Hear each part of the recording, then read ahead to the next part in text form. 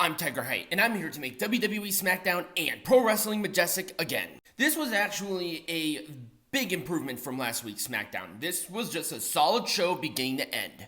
There were some things that were completely useless, but I think overall there was a consistent story with a lot of the main players, and the ending was great. We're kicking off with the Bloodline. Well, Jimmy Uso, Solo Sikoa, and Paul Heyman, because I'm not sure if Jimmy is with the Bloodline at all.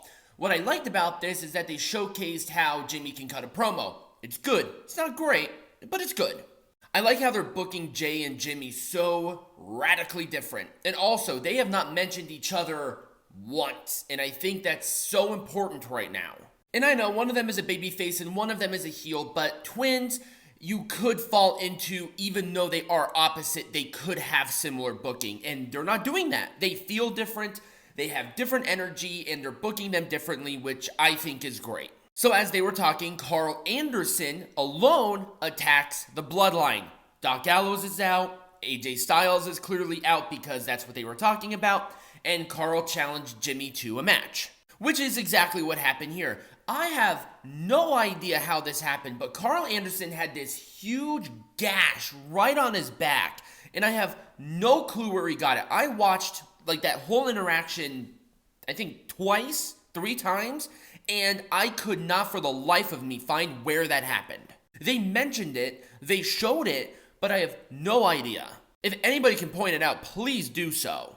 It was a match. It never really got any sort of momentum forward. It was the Uso splash for Jimmy to win. He needed this win super bad, but man, the OC just continues to look bad on this show, and I have no idea why. Karl Anderson's a good wrestler. Have him do something. It doesn't have to be Karl Anderson and Luke Gallows. Keep in mind, he went for the IWGP Heavyweight Champion in 2017, 2018? It was something like that. Yeah, with the promo and this, since they're intertwined, I'm gonna rate them both, so I'm gonna give it an Orange Cassidy thumbs up. Up next was the Grayson Waller effect featuring Bobby Lashley. And as he's talking, he's like, yeah, I gotta find new scouting. And Grayson Waller suggested that Bobby Lashley manage him and Austin Theory. But obviously Bobby Lashley has history with Austin Theory, so he shot that down fairly quickly. But out come the Street Profits trying to get an understanding on what Bobby Lashley wants. And what Lashley told them was, I need you to show that you want me to be your manager. Show me something. We all know what that something is, but he didn't outright say it, which I think really, really helps. I like this segment, which actually led into the next match because as Bobby Lashley was walking out, Austin Theory crossed paths with him. And that set up Austin Theory versus Cameron Grimes. Why? Because why not? It's nice seeing Cameron Grimes back, but man, since he's been on the main roster, he's been doing nothing. Zilch. Nada. And I have no idea why. Cameron Grimes is a great talent. Maybe he should have stayed in NXT a little bit longer. I don't know. It was A-Town down for the win. It was fine. I'm going to rate both of them since they were intertwined. I'll give it an Orange Cassidy thumbs up again. Our next matchup here for the United States Champion, Rey Mysterio and Santos Escobar. Santos had to knock this out of the park, win or lose, because he has been basically the #1 contender for this title for a month and a half. And guess what happened? He hit it out of the park. Rey Mysterio and Santos have a chemistry that I just enjoy.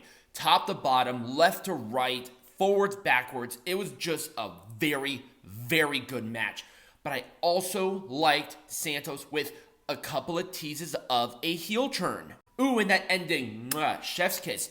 It was a counter roll-up from the Phantom Driver for the win. Santos visibly so upset, and you can feel how upset he was. God damn, this guy is good. Rey Mysterio is just the best sympathetic guy, but I loved this. I loved the post-match. The Street Profits attack both Rey and Santos. And not only that, but Joaquin Wilde and Cruz del Toro tried to help, but they are useless. So they got absolutely destroyed, and Bobby Lashley, happy as a clam to see the aggression. That's what we need with the Street Profits as heels. Oh my god, this was such the right thing to do.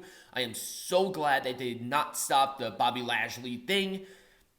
Awesome. Thumbs up. absolutely a thumbs up. It could have been 2. It could have been executed a little bit better, and I have no idea why Cruz del Toro and Joaquin Wilde they were totally useless. Our next match, Bayley versus Charlotte Flair. People had a moan about this. It was fine, but Bayley cannot win to save her life. It was a spear. It wasn't even figure 8. It was a spear for Charlotte to win. Did she need to win? Maybe not. Probably not. But Bayley, then, they were about to attack Charlotte, all 3 members of Damage Control, after the match, till Asuka comes out.